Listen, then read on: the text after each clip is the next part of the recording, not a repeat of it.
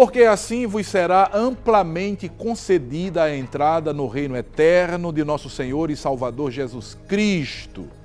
Por isso, não deixarei de exortar-vos sempre acerca destas coisas, ainda que bem as saibais e estejais confirmados na presente verdade. E tenho por justo, enquanto estiver neste tabernáculo, despertar-vos com admoestações. Segunda Carta Universal de Pedro, do apóstolo Pedro, capítulo 1, versos 11, 12 e 13. Que a bendita e inefável paz de nosso Senhor Jesus Cristo seja uma constante em tua vida. E é com imenso prazer que nós estamos retornando para a realização de mais um programa, O que a Bíblia diz. Mais uma vez, agradecemos a você por sua honrosa audiência. E a todos, transmitimos a saudação de nosso pastor presidente, pastor Ailton José Alves. Saudação que vai acompanhada de seu abraço fraternal e também de todo o Salmo 133. Ó, quão bom e quão suave é que os irmãos vivam em união. Hoje, segundo a graça de Deus, estaremos dando continuidade à abordagem do tema Entendendo a doutrina bíblica da predestinação. Queremos, neste momento, convocar você que tem sido um telespectador fiel, sempre está aí sintonizado na nossa querida Rede Brasil de comunicação, a fazer com que outras pessoas também possam acessar a nossa programação, né? Se você tem acompanhado a programação da Rede Brasil e tem gostado da nossa programação, então divulgue, para que outros também possam ser partícipes, né, dessa bênção que é a nossa querida Rede Brasil de comunicação. Faça isso, seja um agente multiplicador das boas novas de Cristo. Você sabe que a Rede Brasil, ela se ocupa exclusivamente em transmitir Jesus, transmitir a verdade, a palavra de Deus. Para muitos, o assunto que estamos abordando é apenas mais um embate teológico entre correntes teológicas antagônicas. No entanto, queridos, a coisa é muito mais séria do que o que muita gente imagina. O sistema calvinista não apenas é reconhecido por alguns fanáticos como mais um sistema teológico, sujeito a críticas. Não. Para muitos, é o próprio Evangelho de Cristo. Isso mesmo que você ouviu. Para muitas pessoas que defendem este sistema teológico de Calvino, o sistema, seria o próprio Evangelho de Cristo. Há quem defenda que o sistema de Calvino e o Evangelho de Cristo são a mesma coisa. Queridos, olhem bem aqui para mim, por favor. Eu pergunto a você, dá para aceitar isso? Só para se ter uma ideia da gravidade da coisa, eu quero citar aqui o escritor americano George Bryson, que em uma de suas obras cita o testemunho de alguns ferrenhos defensores do calvinismo. Entre estes, ele menciona Loraine Boettner, que em uma de suas obras vai dizer o seguinte, abre aspas, sustentamos que uma exposição detalhada e completa do sistema cristão pode ser dada somente com base na verdade apresentada pelo sistema calvinista. É isso que diz Loraine Boettner. Né? Aí eu pergunto a você, como discípulos de Cristo, independentemente da igreja onde você congrega, onde você serve a Jesus, dá para concordar com essa declaração? E vejam, nós estamos apenas iniciando a nossa abordagem sobre esse tema. Muitas informações preciosíssimas ainda serão trazidas aqui sobre o que representa, na verdade, o sistema de Calvino. Mas, seguindo, poderíamos dizer que os absurdos que alguns defensores desse sistema, do sistema calvinista, escrevem e ensinam, vão muito além. Isso mesmo. Por exemplo, Benjamin Walfield, um dos principais defensores do cessacionismo. Cessacionismo, nós vamos ver um pouquinho mais à frente sobre isso, mas é a doutrina que diz que a manifestação dos dons espirituais ficou restrita apenas à igreja primitiva. Não é? Isso é cessacionismo. Ele disse em um dos seus escritos o seguinte: o calvinismo é o próprio cristianismo. Nada mais, nada menos do que a esperança para o mundo. Como assim? Calvinismo é a esperança para o mundo? O calvinismo é o próprio cristianismo? Não entendi, mas é isso que ele disse. Não é? E nós estamos citando informações aqui de pesquisa séria. Nós estamos consultando fontes importantes. Não é?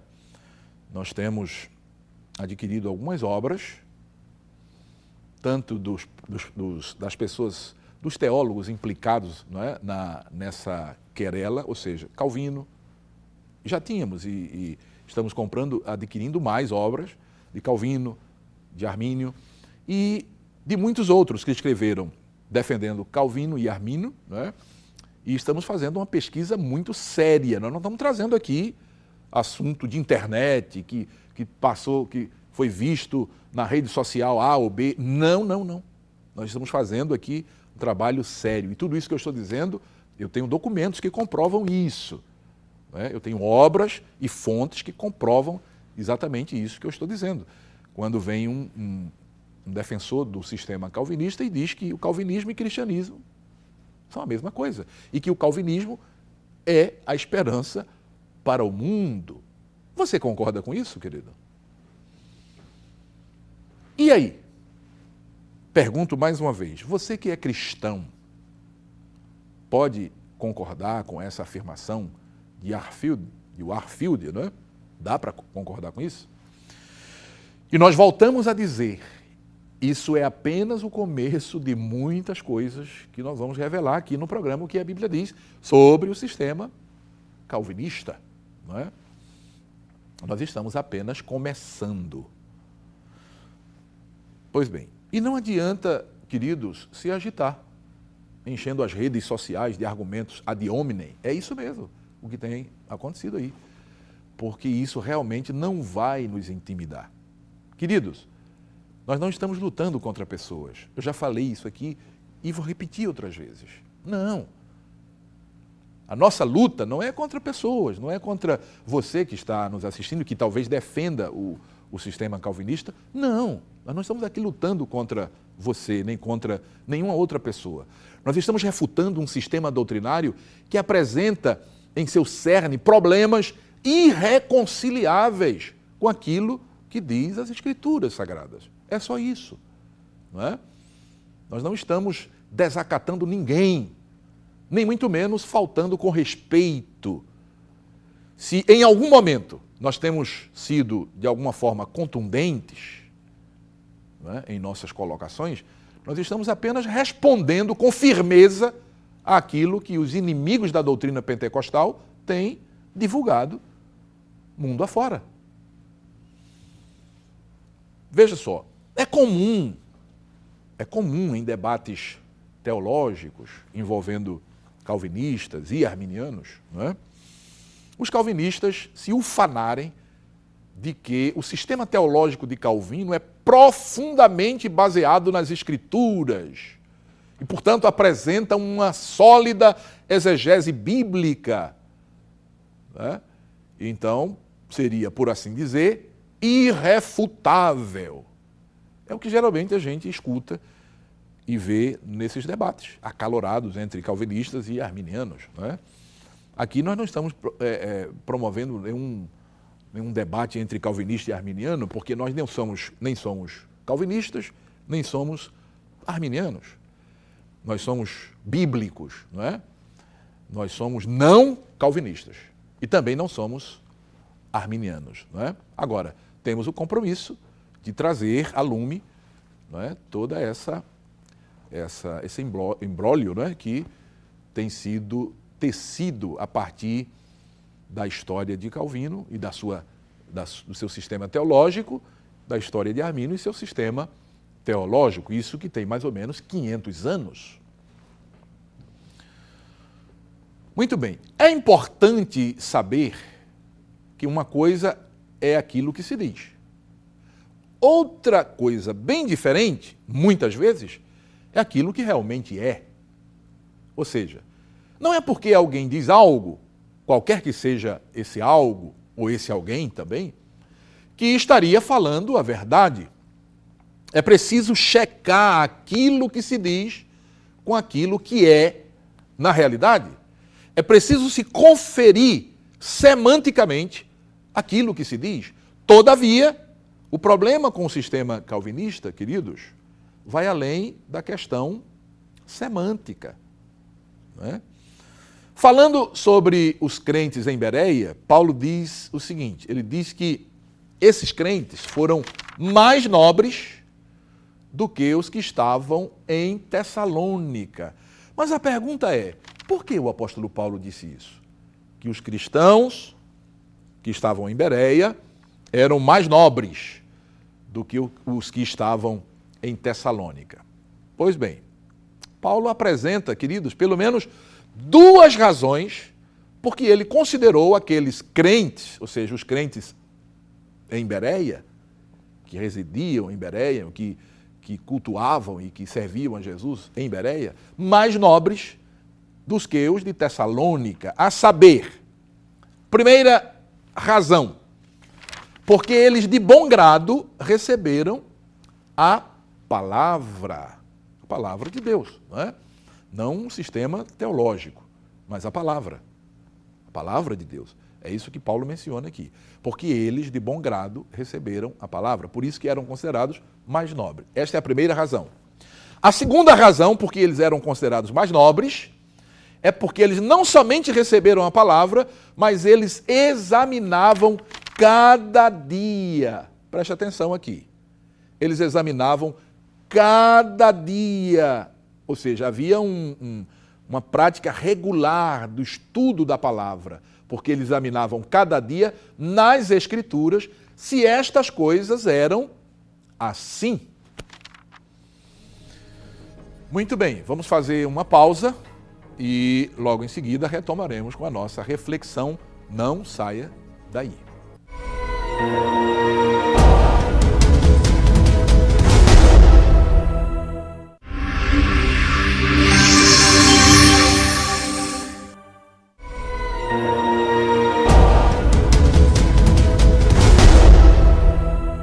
Muito bem, já estamos de volta com o programa O que a Bíblia Diz. Mais uma vez, queremos agradecer por sua audiência, e para nós é muito importante. Nós nos sentimos realmente honrados em ter você como telespectador, como telespectadora, você que tem honrado a programação da Rede Brasil, toda a programação da Rede Brasil, tanto a Rede Brasil TV, como a Rede Brasil AM e Rede Brasil FM. Não é? Deus tem nos dado, ampliado, não é? A tenda da Igreja Evangélica Assembleia de Deus em Pernambuco, através do nosso pastor presidente, do pastor Ailton José Alves, que tem sido um instrumento de Deus para abençoar Pernambuco e, por que não dizer, o mundo, não é? Porque o sinal da televisão está chegando já a muitas cidades aqui no estado, não é? Boa parte do estado já está sendo coberta pelo sinal da televisão e da rádio muito mais, não é? Mas pela web, através da web, a nossa programação pode ser acessada de qualquer ponto do planeta. Se a pessoa estiver lá do outro lado, lá no Japão, A pessoa pode acessar a programação da Rede Brasil através da web. Então, louvamos a Deus pela sua vida e pela sua audiência. Muito bem, dando continuidade ao assunto que estamos tratando, nós falamos que o apóstolo Paulo, ele considerava os crentes em Bereia mais nobres do que os crentes em Tessalônica, porque eles receberam a palavra e porque examinavam no dia a dia, se as coisas eram assim mesmo, como o apóstolo estava dizendo. Tudo bem, o apóstolo Paulo era o preletor do culto, mas mesmo assim os crentes em Bereia não deixavam de conferir nas Escrituras se aquilo que o apóstolo dissera no culto estava de acordo com o que diz a palavra de Deus. E eu diria, queridos, que este é um exemplo excelente para todos nós. Deveríamos fazer exatamente assim, ou proceder exatamente assim como os crentes em Bereia. Examinar as Escrituras no dia a dia, não só num momento, na hora do culto, quando o pastor ou o pregador pede que se abra em determinada referência para se ler. Não é isso que nós estamos dizendo.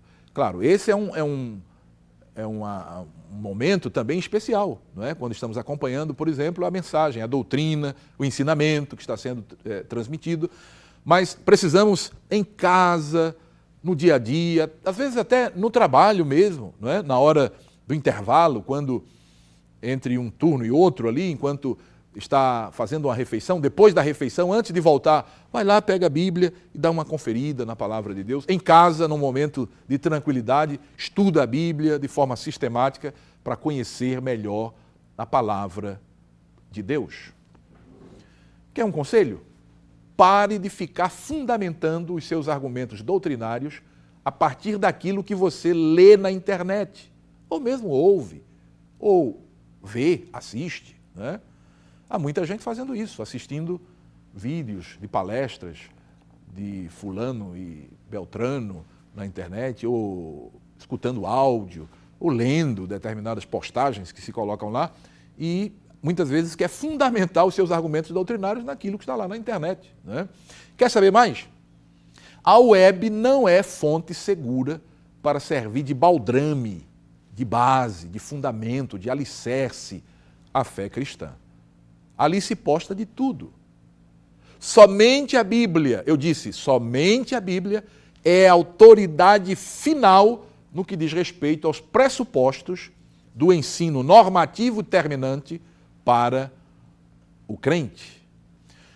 Só para esclarecer, nós não estamos negando que os sistemas teológicos elaborados até então, e outros que no futuro venham a ser compostos, tenham a sua importância. Não, nós não estamos negando isto. Claro que, de alguma maneira, esses sistemas teológicos são importantes, até porque o verdadeiro só é ressaltado quando comparado com o falso. Isso mesmo, Quando a gente quando a gente tem como comparar aquilo que é verdadeiro, o que é a verdade, com aquilo que é falso, a falsidade, então o verdadeiro vai ser ressaltado. Agora, o que não podemos admitir, de forma alguma, é que um sistema, qualquer que seja, um sistema teológico, queira se igualar à Bíblia, ou mesmo ambicione superá-la. Isso é simplesmente inadmissível. Neste caso, queridos, nós ficamos com o sola escritura dos chamados reformados. Sim, neste caso, sim, ficamos com só a Escritura, só a palavra. O prefaciador do livro A História do Avivamento Azusa, obra escrita no ano de 1925 e inicialmente intitulada Como o Pentecoste Chegou em Los Angeles, baseada no diário e escritos do escritor e missionário americano Frank Batman, obra que fala sobre a ação do Espírito Santo sobre a Igreja de Cristo, referindo-se aos desdobramentos produzidos pela onda de avivamento nos Estados Unidos da América, no início do século XX, diz em seu texto, abre aspas, muito mais do que um relato histórico, é um chamado à igreja. Ele estava se referindo àquele movimento espiritual do início do século XX. É um chamado à igreja para o arrependimento sob 3 aspectos. E aí ele menciona esses 3 aspectos. São eles. Primeiro, divisões carnais do corpo de Cristo. Segundo, liderança e programação humanas em substituição ao Espírito Santo. E terceiro, exaltação de credos em vez de Cristo. Queridos, esses 3 aspectos se encaixariam muito bem na vida de muitos que se empenham em perpetuar essa rivalidade doentia entre calvinistas e arminianos. Isso não seria outra coisa senão o produto de crentes carnais que não oram, mas vivem uma vida cristã superficial, se é que pode ser considerados, ou que podemos considerá-los, ou considerar alguns, não é, cristãos. Ora, se você decidiu abraçar um sistema teológico, que o faça. Sem, no entanto, querer forçosamente que outros o sigam na mesma senda. Sei que o livre-arbítrio, queridos, é um tema indigesto para muita gente, sobretudo para aqueles que defendem o sistema de Calvino. Mas nós cremos perfeitamente que o homem pode sim decidir de que lado ficar. Não é verdade? Você sabe qual é a diferença entre um cristão não calvinista e um cristão calvinista? Isso mesmo. Sabe qual é a diferença entre um cristão não calvinista e um cristão calvinista? Não sabe? Eu vou lhe dizer. É que o segundo, ou seja, o cristão calvinista, precisa necessariamente, para ser cristão calvinista, conhecer e aceitar a bula de Calvino, ou seja, os 5 pontos que de alguma forma foram defendidos pelo seu mestre. Enquanto que o primeiro, ou seja, o cristão não calvinista, para ser genuinamente cristão, não precisa ler uma linha sequer, nem da teologia de Calvino, nem da teologia de Armínio, nem de qualquer outro teólogo cristão. Então esta é a diferença. Não é? Tudo o que o homem não convertido, a pessoa não convertida, necessita para ter um encontro pessoal com Cristo e a sua maravilhosa graça, experimentando aquilo que a própria Bíblia chama de novo nascimento, não é? Que é a regeneração, também encontrada na Bíblia Sagrada, assim mencionada, não é? É ouvir e crer no Santo Evangelho. Isso mesmo, queridos. Tudo que um homem que não conhece a Cristo, não teve ainda uma experiência pessoal com Cristo, precisa para se converter a Cristo e viver segundo Cristo, é isso.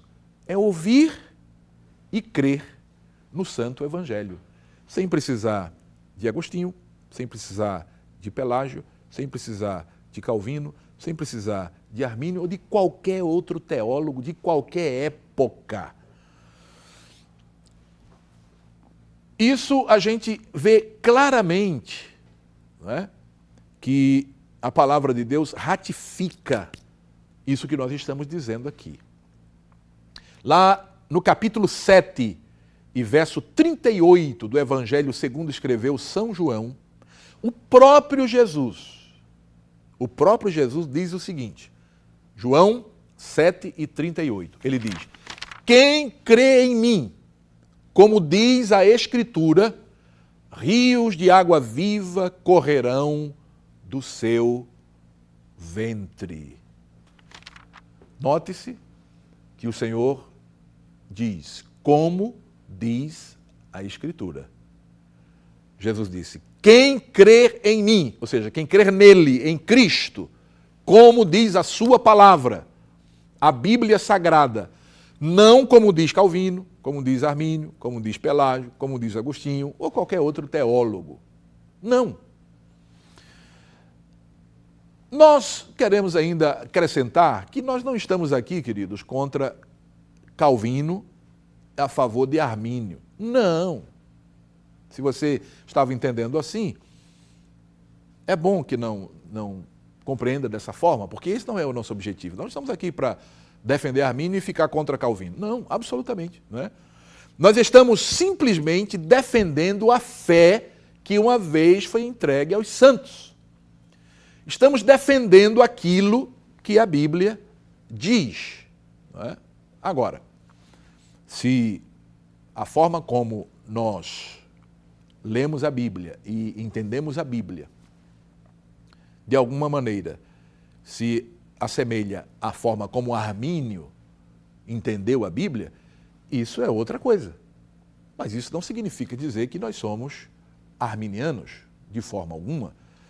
Então, eu já disse e vou repetir, a nossa luta, a nossa batalha não é contra pessoas, quem quer que seja, do passado ou do presente. Não. A nossa batalha, a nossa luta é contra as falsas doutrinas, contra os ensinamentos que contrariam a palavra de Deus e que nós podemos entender como sendo falsas doutrinas. Porque aquilo que vem contra o que a palavra de Deus diz é uma falsa doutrina. Muito bem, vamos concluir o programa, não sem antes convocar você a participar do programa. Você pode, aí no rodapé do seu vídeo, você vai ter o e-mail, para enviar o seu e-mail para nós, e também o WhatsApp, está aí o número do WhatsApp. Então, mande um WhatsApp para nós, mande um e-mail para nós e interaja com o programa. Isso será muito bom, salutar, não é? Para todos nós. Queremos também ter a sua participação na nossa programação. Neste final de programa, como sempre fazemos, queremos orar e dizer que a graça de Deus continue derramada sobre a sua vida e sobre toda a sua família, hoje e sempre. Amém.